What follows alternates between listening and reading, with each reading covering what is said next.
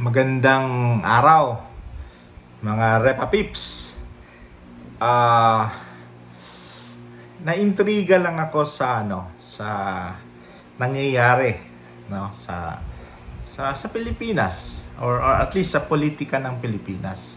Ay wala naman ako sanang planong mag-react or magbigay ng komento. But napansin ko, and again, this is my own perspective and this is my own opinion. So, tabi-tabi po. Ang tamaan, wag magalit. Ako'y hamak na isang sibilyan lang sa Republika ng Pilipinas na magbibigay ng komento at sariling opinion sa mga nangyayari. I have nothing against the two maybe parties or maybe the two groups, or I don't know how to call it, no? Sa akin, sa napapansin ko, and I think marami na akong nakikitang mga clips, no, mga stories, mga videos, mga komento, no, iba-ibang komento. So the topic I'm referring to is the paano ba?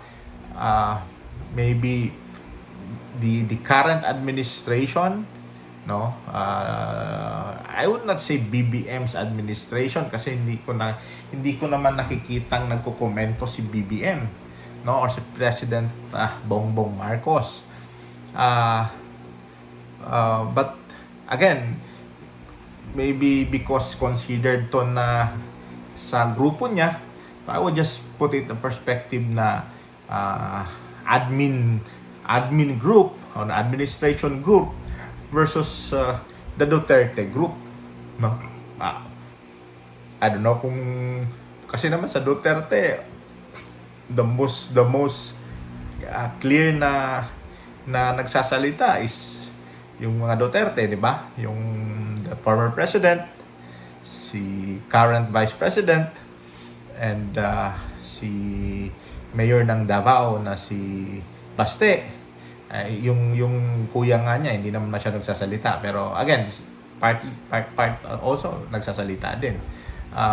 So that's the four Dutertes and some of their friends, friends and supporters. So what do I want to what do I want to share as a feedback? I have noticed that there's this so-called quad committee hearing, no, against extrajudicial killings, war on drugs, pogo, something on that perspective, and maybe there's another one, and also there's another committee hearing about the OVP, no, OVP budget and the so-called confidential funds of the OVP. So I have a lot to say, no, I have a lot to really say my piece. I may have to break this reaction into maybe 2 sets or 3 sets. I do not know. Pardon me for talking much if ever I will be talking. No, but again, I'll start with the OVP, no, the OVP hearings, no. They're talking about confidential funds that was budgeted 2022, no, confidential funds budgeted 2022, and right now we are already 2024. A month from now, it's already the last month of 2024. So 2 months from now, it's already 2025. If you're talking about 2022 budget, 2022 budget that was spent on 2022, we should have, they should have tackled it on 2023, no? 2023 budget, not on 2024. That's my first comment. That's my first comment. So, there's, I don't know, there's something wrong there. If you have to, if you have to see it in that perspective, you're talking about confidential funds that was released and spent in 2022, and you're discussing it in 2024 when you are already trying to approve a 2025 budget. So it should be that again, this is my opinion. It should have been discussed on 2023 if there are some wrongdoings or some how to call it, some deficiencies in the assessments of that respective budget, di ba? I mean, correct me if I'm wrong, guys. Let me know your comments, ha. So that's one. Secondly,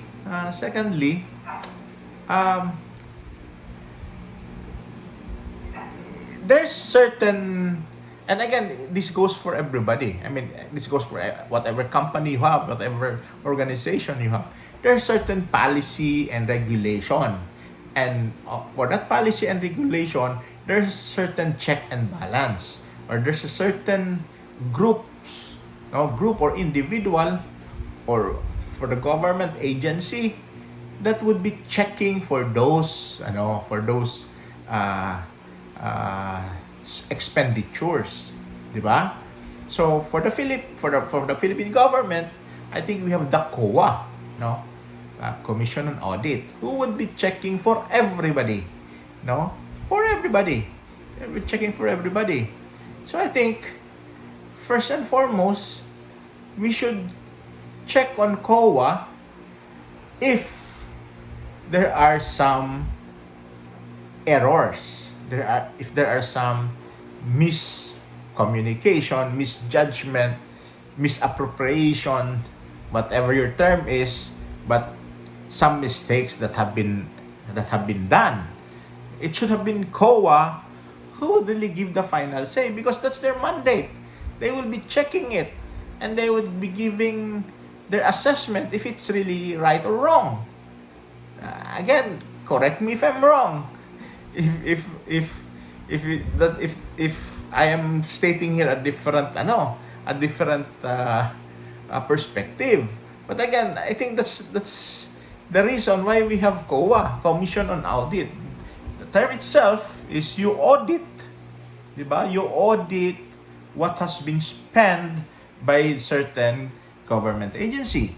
And that includes the Office of the President, the Office of the Vice President, the members of the House of Representatives, the members of the Senate of the Philippines, down the line, the governors and the mayors, etc., etc. So, yeah, that's again my perspective. Thirdly, if you're talking about confidential funds for a certain individual or a certain office of the government,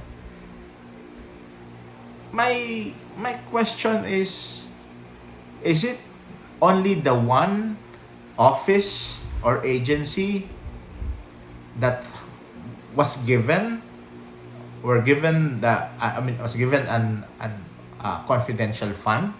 And I'm referring to the Office of the Vice President.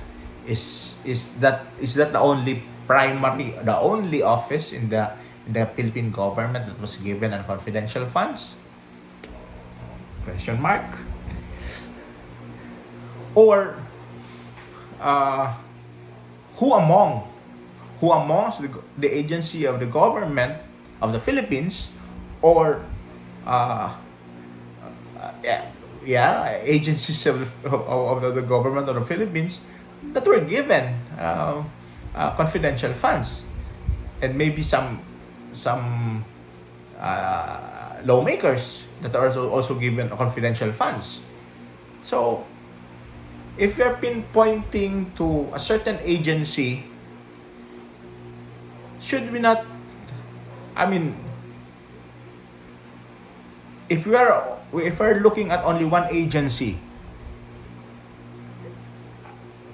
is that the only agency that has some wrongdoings? Or are we just pre-selecting that agency? I mean, this is a question that I'm posting. Again, I do not have any information on those agencies who were given, if there is, confidential funds, and for how much the confidential funds that was given. So, are we saying that only the OVP, only the Office of the Vice President committed a wrongdoing for spending and confidential funds, and the rest of the agencies in the government are doing it correctly? Because why I'm posting that question is because we are zeroing on the OVP, one agency in the Philippines. And again, I do not know if that budget of the OVP for confidential funds is huge enough compared to the other agencies, if there is. So again, you can comment below if my perspective is different from your perspective. Again, this is my opinion. I'm not saying that it's wrong to investigate the confidential funds of the Office of the Vice President.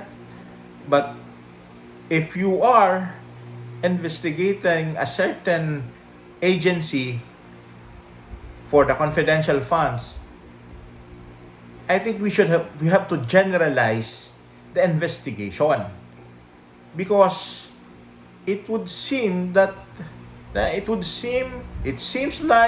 look like that we are only after one agency and not really as a whole, not really correcting the usage of confidential funds. And fourthly, and going to confidential funds, okay, the usage of confidential funds is already questionable on the perspective of how would you liquidate it. I've seen the liquidations. I mean, I've seen in TV the liquidation. It was really just a paper with a certain name and signed and date, and the amount that was maybe given or more likely given to a certain, or paid to a certain individual or a certain group. There is really no official receipt. So that alone is already that alone is already kind of source of question, if you would ask me. But and a big but who made that kind of justification or that kind of procedure for the liquidation of those amounts? Is it the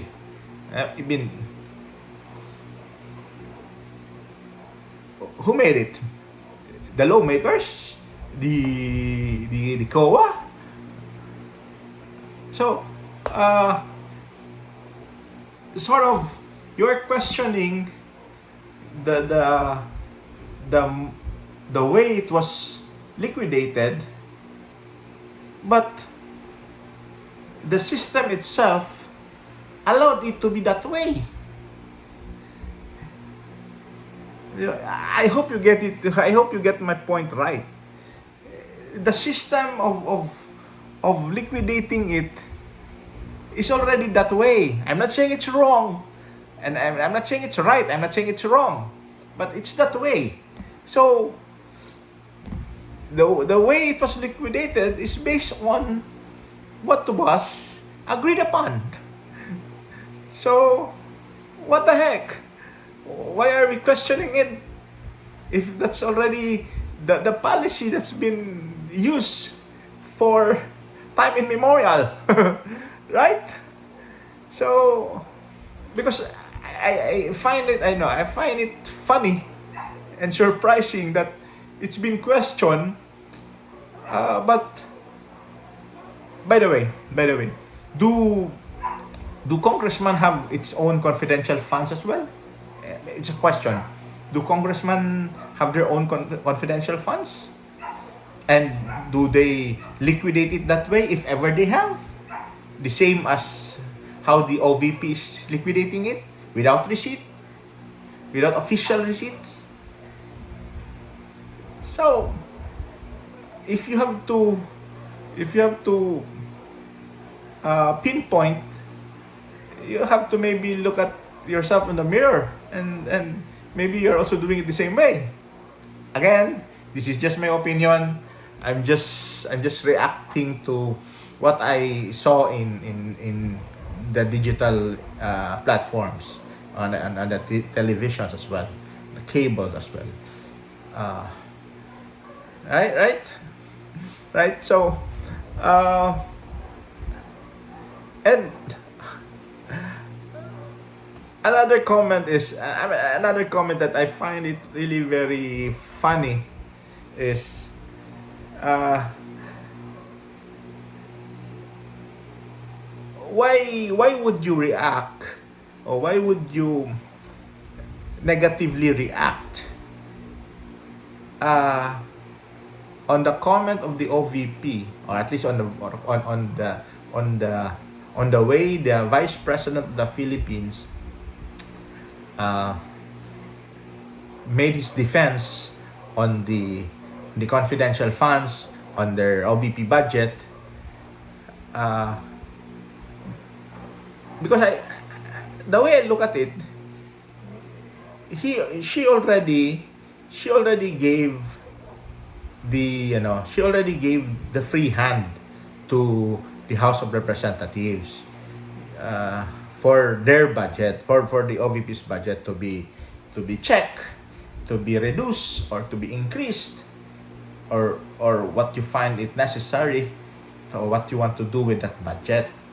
So, uh, in that way, why would why would you react if that's if you're already given that the chance to reduce or to increase the budget of women, to to make the budget of the OVP? And I didn't get the point, no. You will I mean, it's like this. This is my budget. I'll give it to you. I'll share it to you, and by all means, look at it. If you found it necessary to reduce or to increase, by all means do it. I'm fine with it. That's how it is. That's how it is. So, what the fuck? What the fuss? Why would you be negatively reacting to that? You were already given the chance to. I mean, you're given the opportunity to reduce or increase or whatever you want to do it. So, I mean, again, I do not know if. I mean, this is Philippine politics in general. This is Philippine politics. So, sometimes you would be on the other fence. So, I think for the Dutertes, they are now on the other fence. So, because I remember during their time, during the father's time, during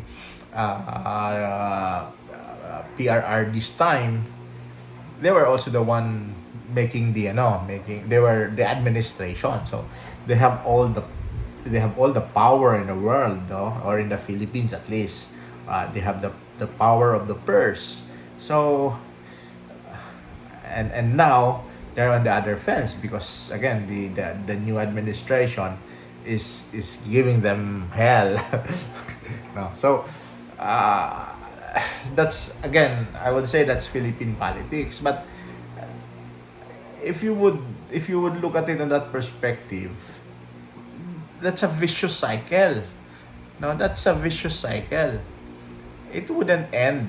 It would just be a change of guard after 6 years, after 6 years, another administration, another set of questions, and another set of policies and regulations, another set of enemies. So the losing end, who is losing here? The Filipino people, us, no, taxpayers. So uh, again, we have to really be awake, especially in the coming election, and check on your vote, on who you will vote. No, again, you have your own mindset, you have your own preference. What I'm saying here is check, double check, triple check, quadruple check, quintuple check your vote on who you will be voting. Because at the end of the day, it would be you and you alone, and you only, that was responsible for electing this person, because that's your choice. Regardless if there is whatever circumstances underlying during that period of time. Again, it's your choice on who you will vote. So, because you would not be able, I mean, this situation right now is a product of our vote that we had last 2022. And because of that, we are, no, some would say we are suffering, some are happy. So there's always two sides of the story. Okay, there's always two sides of the story. So to be honest, there's always three sides of the story. The left side, the right side, and the center side. So whatever your position is, you have to remember which side are you on. So for me, again, maybe not a piece of advice, because I have no right to make an advice here. It's more of me making an opinion on what is happening and what I am saying. But if I have to quote someone, or at least I have to make some critical analysis, The Art of War. Try to read or try to watch The Art of War, and you would see how it is won, or how it was won. Because in my understanding, you do not need to have a long war. Because long war would decrease the momentum. And eventually, you would lose on a long war. If you are the one attacking, you have to remember that the fastest attack is the best attack, not the longest attack, or not the because the longer it takes, the people would be dismayed. The people would eventually realize that this is just a sarsuela. There's really nothing here. It's just more of a moro-moro. It's just more of an telenovela. So we're not really for the truth here, but it's just for something later on to capitalize on. So I hope I'm wrong. But again, this is just my opinion.